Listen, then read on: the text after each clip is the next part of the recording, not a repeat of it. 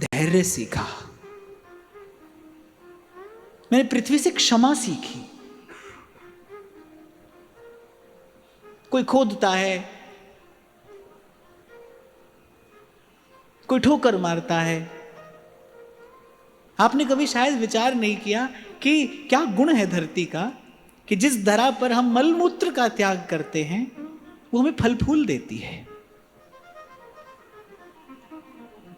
इसीलिए प्रभु ने अपने चरणों में स्थान दिया है। इसीलिए भगवान स्वामी है धरती के। तो मैंने सबसे पहला गुण जो सीखा वो धरती से सीखा, धैर्य। भजन के मार्ग पर कौन चलेगा जिसके पास में धैर्य है? धीरज है। सुख दुख सहते हुए जो चल सकता है वही भजन के मार्ग पर चल सकता है भाई। तो मैंने धरती से धैर्य सीखा, मैंने धरती से क्षमा सीखी। आप स्मरण रखना, क्षमा करने वाला दुर्बल नहीं होता। क्षमा करने वाला दुर्बल नहीं होता। क्षमा करने वाले के पास तो आत्मबल होता है। जिसके पास आत्मबल है, जिसकी आत्मा बलवान है, वो ही क्षमा करेगा। जो दुर्बल होगा वो तो दंड की बात सोचेगा, दुर्बल होगा वो प्रतिशोध की बात सोचेगा। आपके मन में किसी से बदला लेने की भावना आती हो ना, तो आप ही समझना ये जो प्रतिशोध की भावना है ये चित्त की, मन की दुर्बलता का परिचायक है। क्षमा। यहां पर एक बात यहां पर मैं और कह देना चाहूंगा कि जब आपके प्रति, केवल आपके प्रति कोई अपराध कर रहा हो तब क्षमा। जब कोई केवल आपके प्रति अपराध कर रहा हो तब क्षमा। लेकिन जब आपकी आंख के सामने धर्म की हानि होती हो उस समय आपको अपनी सामर्थ्य के अनुसार अपना स्वर जरूर उठाना चाहिए। यहीं पर भूल भीष्म पितामह से हुई, समर्थ होते हुए भी और द्रुपद सुता का अपमान हो जाने दिया और भगवान रुष्ट हुए इससे।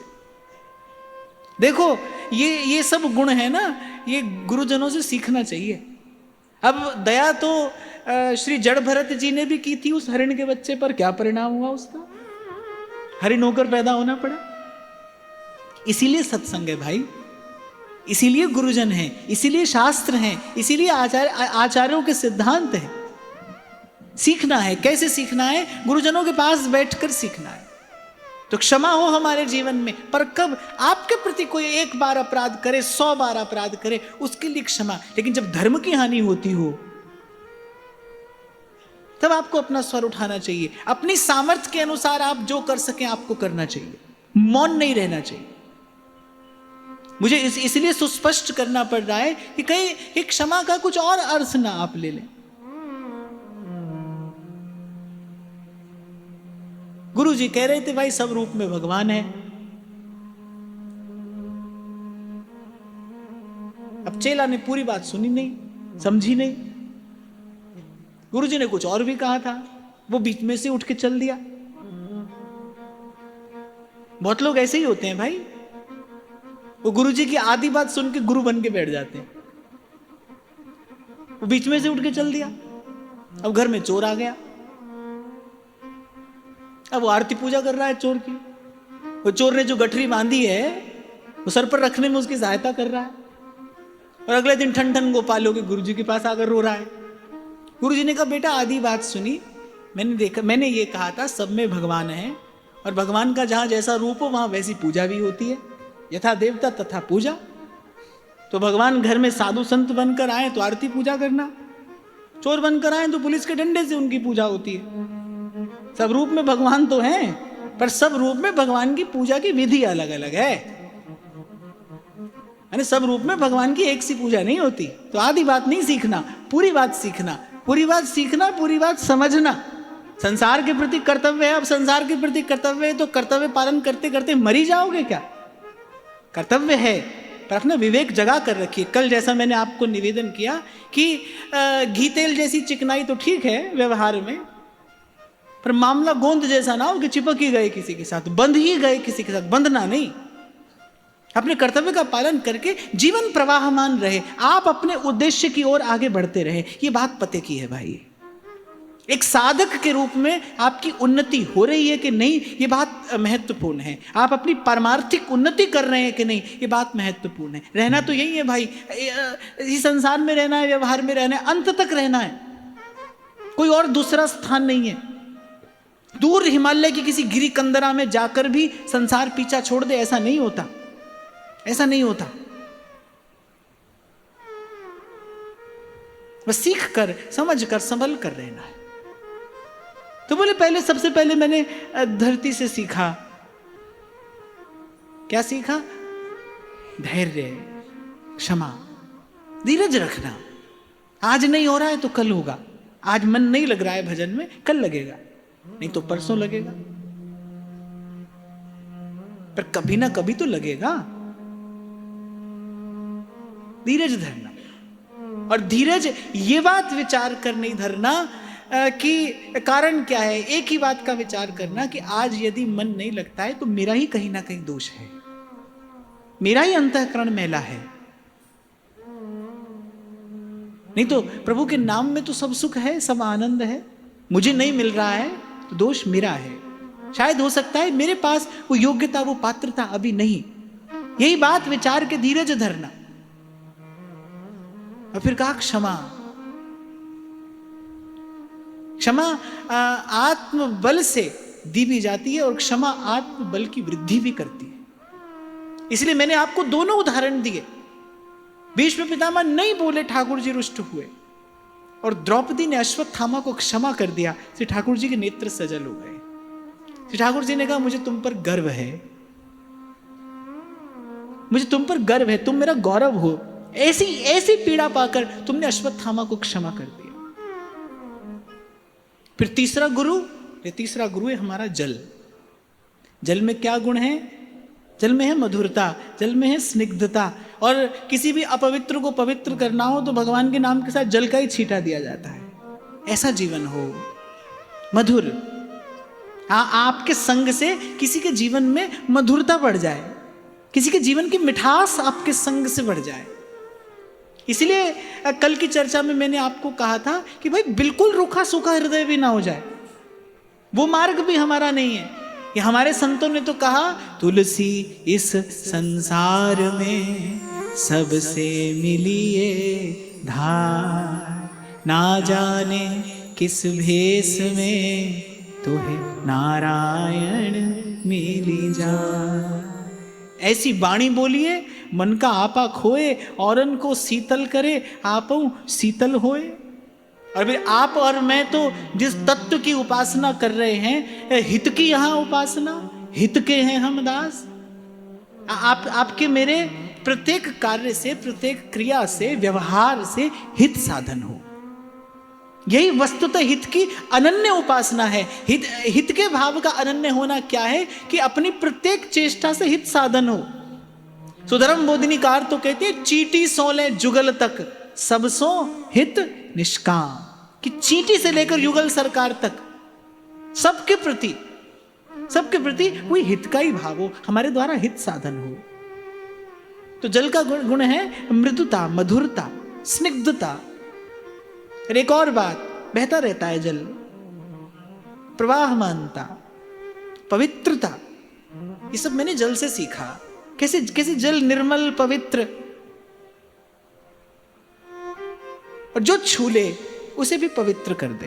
और मैं तो कहता हूं भाई, साधु का जीवन तो ऐसा ही हो, गंगा की धारा की तरह जा रही है वो अपने उद्देश्य की ओर, लेकिन मार्ग में जिस जिस स्थान का स्पर्श करती है उसे तीर्थ बना देती है, उसे पवित्र कर देती है। ऐसा ही हमारा जीवन हो, ऐसी हमारी जीवन धारा हो। जाना प्रभु की ओर है, पर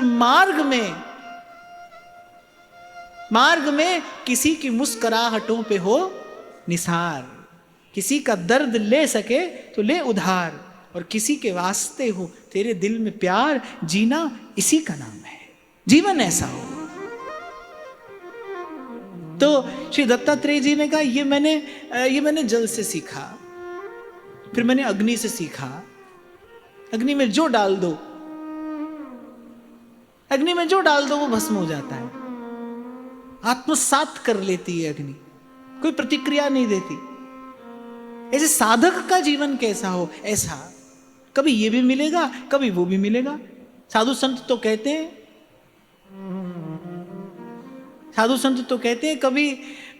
कभी रबड़ी, कभी चना और कभी वो भी मना। साधु का जीवन तो ऐसा होता है, कभी रबड़ी, कभी चना और कभी वो भी मना। मिले तो सभी मिल जाए, नहीं मिले तो कुछ भी नहीं मिले। कोई गाली भी दे रहा है, कोई प्रशंसा भी कर रहा है।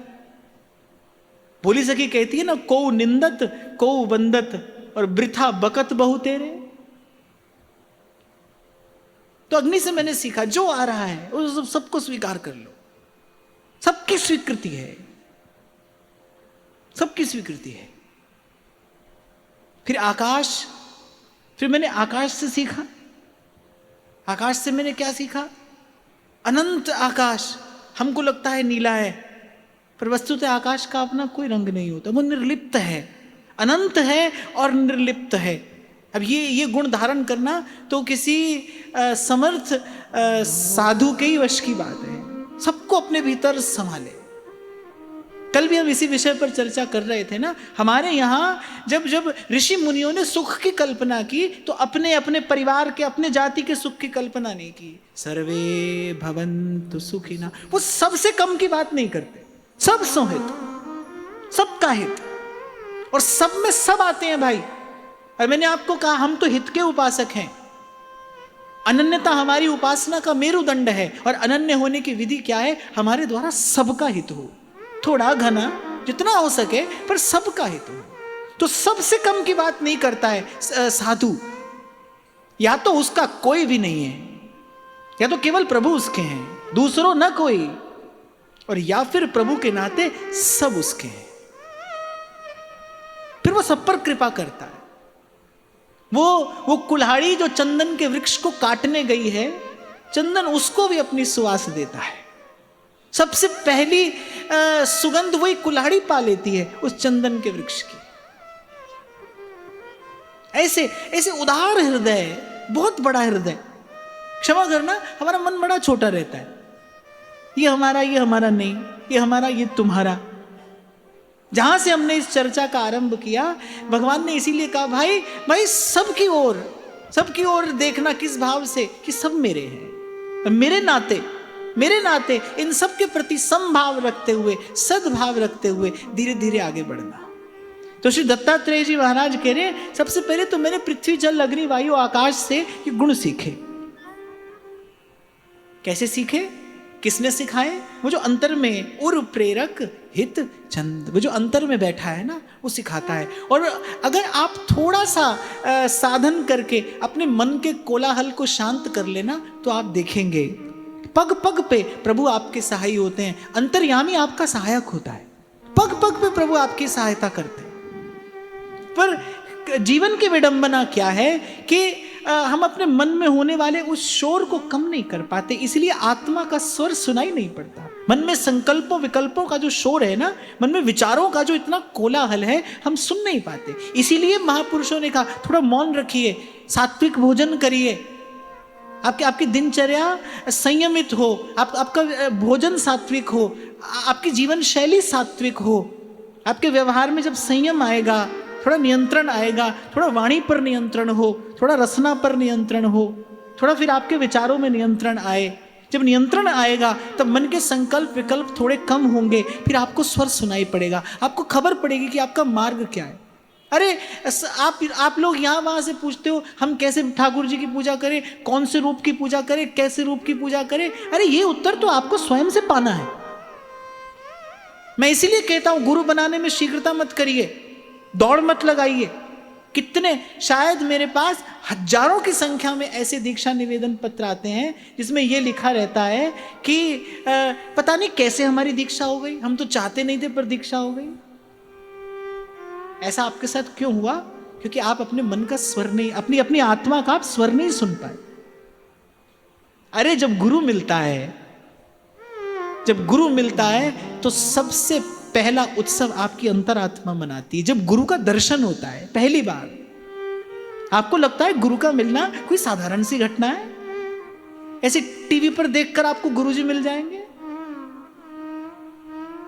अरे जन्म जन्म का द्वंद्व जब समाप्त होने को आता है, जब वस्तुतः जीवन मुक्ति का क्षण आता है, जब जब जीव पर अपनी अपनी कृपा का अतिरेक प्रभु बरसा देते हैं, तब गुरु का दर्शन होता है।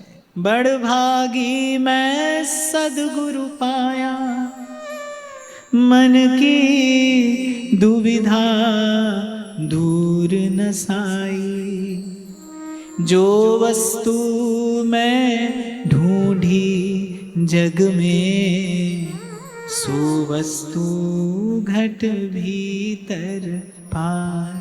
जब गुरु मिलता है, सबसे पहला उत्सव आपकी अंतरात्मा मनाती है, आपका रोम रोम नृत्य करता है जब गुरु का दर्शन होता है। आपको खबर भी नहीं पड़ेगी आपका कब मन झुक गया, आपको खबर भी नहीं पड़ेगी, आपको कारण भी नहीं मिलेगा कि आपके नेत्रों से क्यों अश्रु बहे जा रहे हैं। जब गुरु का दर्शन होता है, जब प्रथम बार ये आत्मा अपने विश्राम के निकट पहुंचती है, तो इसका उत्तर तो आपको स्वयं से लेना है। देखा देखी भक्ति को व्यास न हुई निभा। और ये संदेश बड़ा महत्वपूर्ण है, इसीलिए मैंने कहा प्रयास करो कि मन के संकल्प विकल्प थोड़े कम हो, जो हमारे भीतर शोर है ये थोड़ा कम हो, तभी आपको सही मार्ग मिले। और इसके लिए आवश्यक है आपकी दिनचर्या सात्विक हो, भोजन सात्विक हो, संयमित हो, नियंत्रित जीवन हो। पहले तन संयमित होगा, फिर मन शांत होगा। मन शांत होगा तो आपको स्वर सुनाई पड़ेगा, वेखी नी वेखी अड़िए अंदर बोले कौन। संत कहते हैं बार जिन्नानू लब दिए किते ओही सजन ना हो। देखो ये प्रश्न भीतर का है, इसका उत्तर भी आपके भीतर ही है। ये प्रश्न भीतर का है, इसका उत्तर भी आपके भीतर है, आपको खोजना है। इसीलिए बार बार अनेक अनेक प्रकार से मैं आपको कहता हूं, भाई ये कार्य आपको ही करना है, करिए और आज ही करिए, अभी करिए। आत्म कल्याण हमें ही करना है, हमें करना है। तो मैंने पृथ्वी जल अग्नि वायु आकाश से सीखा, मैंने सूर्य चंद्रमा से सीखा कैसे चंद्रमा अमृतत्व का क्षरण करता है, कैसे चंद्रमा अपनी चांदनी से सबको सुख प्रदान करता है। अरे और कुछ नहीं, आपके मुख पर एक मुस्कान तो कोई उसमें भी रुपया लगता है। पर यहां तो मैं और ही लीला देखता हूं। कल शंभू जी से बात हो रही थी, तो मैंने पूछा शंभू जी से कि समाधान हो गया आपकी शिकायत का? बोले पूरा नहीं हुआ। बोले पूरा नहीं हुआ? बोले 2-4 लोग तो यहाँ ऐसे हैं महाराज, बोले बिल्कुल वो योद्धाओं की तरह, जैसे दरवाजा खुलता है सबको पछाड़ते हुए आगे आकर बैठते हैं। तो मैंने कहा भाई हुलिया बताओ उनको, मैं पछाड़ूं फिर? अच्छी बात नहीं है भाई, हंसिए मत। आप सत्संग में आए हैं, अरे यहां बैठे क्या और वहां बैठे क्या, गाते रहिए जीवन भर हित की यहां उपासना, हित के हैं हम दास।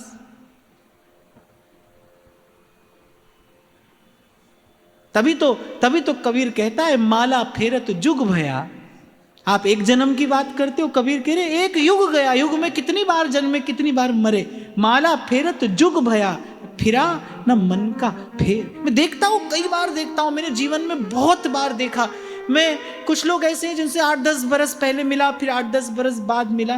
मैं देखा वो 8-10 बरस पहले भी उसी बात पर अटके थे, आज भी वहीं पर अटके, कोई उन्नति नहीं है।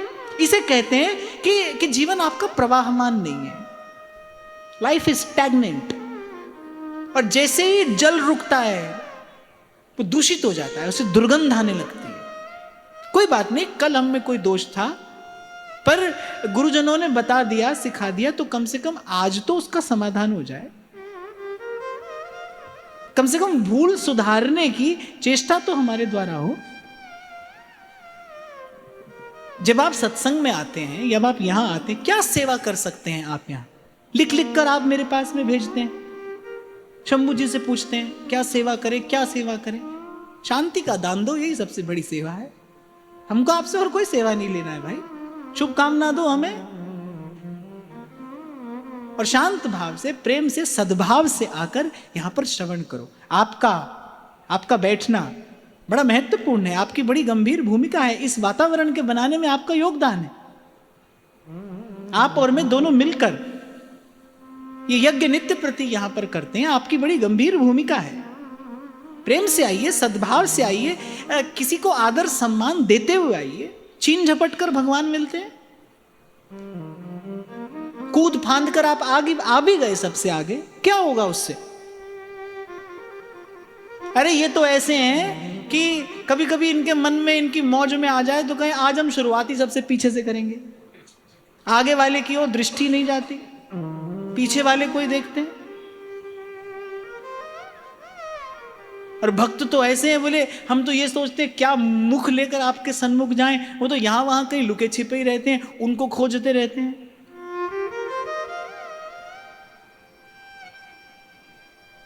मैं इसीलिए कई बार आपको बात बात में कह देता हूं, भाई उपासना तो हमारी बड़ी ऊंची है, पर हमारे संतों ने कहा हित का घर बड़ी दूर है। बात तो बड़ी ऊंची कहते सुनते हैं हम, पर हमारे जीवन की वास्तविकता तो हमारे व्यवहार से झलकती है ना। हमारा आचरण कैसा है, हमारा व्यवहार कैसा है। अपने निकट के 4 लोगों के सुख का कारण आप नहीं बन सकते, उनके हित का विचार आप नहीं कर सकते। बड़ी बड़ी बातें कहना सुनना क्या लाभ है इसका? मैं देखता हूं कई लोग बड़ी सिद्धों की सी बात बोलते हैं, कहते हैं, सुनते हैं, पर जीवन में वस्तुतः कुछ नहीं है, व्यवहार में कुछ नहीं है, आचरण में कुछ नहीं है।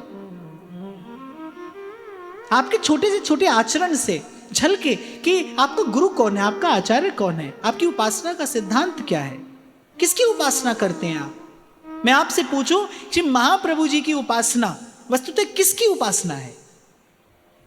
ना तो वो राधा की उपासना है, ना वो कृष्ण की उपासना है, वो तो राधा और कृष्ण के मध्य जो प्रेम है ना, उस प्रेम की उपासना है, हित की उपासना है, उस रस की उपासना है। और वो हित यत्र तत्र सृष्टि के कण कण में बिखरा है, विश्वंभर सब जग आभास। सेवक जी ने कहा, स्पष्ट किया कि जिस हित की हम उपासना कर रहे हैं वही हित सृष्टि के कण कण में है। इसीलिए सेवक जी ने रस विलास बाद में कहा, पहले जस विलास कहा कि सृष्टि के कण कण में वही हित है। प्रिया और प्रियतम का जो हित है वही हित इस सृष्टि के कण कण में व्याप्त है। सेवक वाणी का 5वां प्रकरण यही तो बताता है।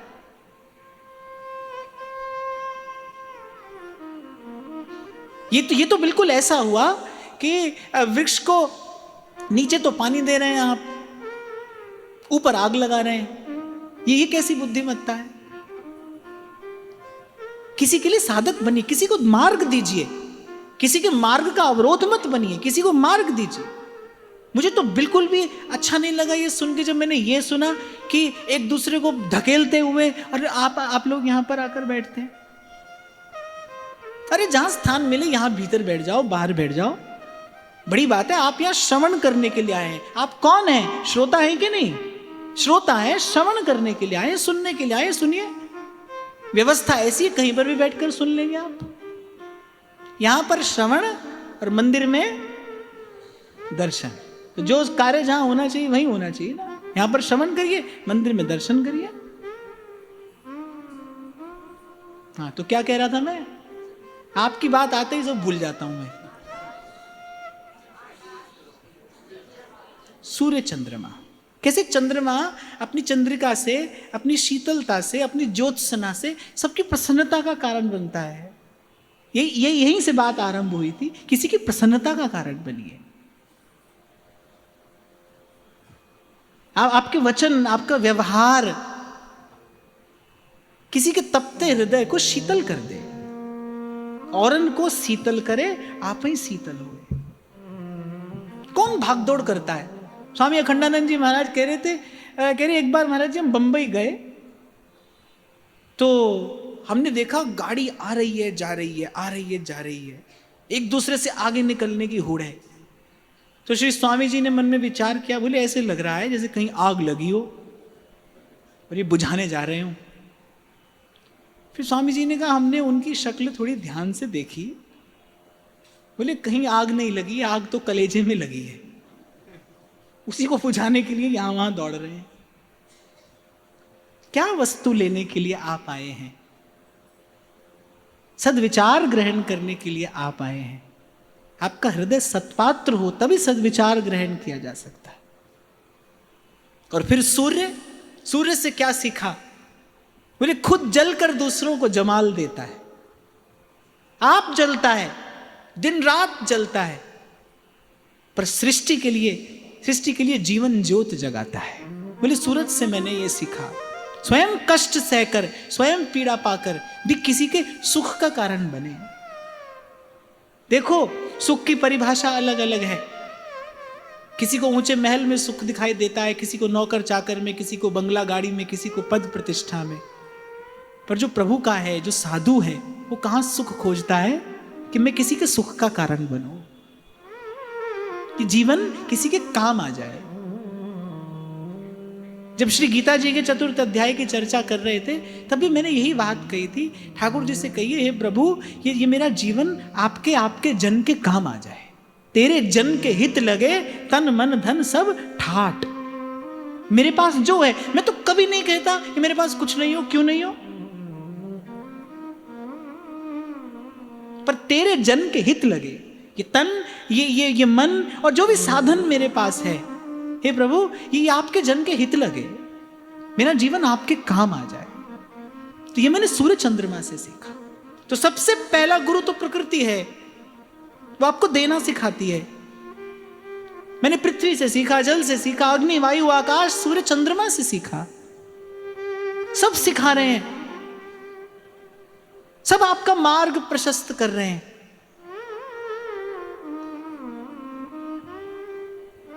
और हम इनसे सीख पाए, इसके लिए आवश्यक है हमारा जीवन सात्विक हो। इसलिए आप सब लोग साधक यहां बैठे हैं और मैं ये बात कहकर अपनी वाणी को विराम दूं कि सबसे पहला कार्य यही हो कि हमारा जीवन सात्विक हो, शुद्ध आचार विचार व्यवहार, संयमित जीवन, थोड़ा सा मौन हो।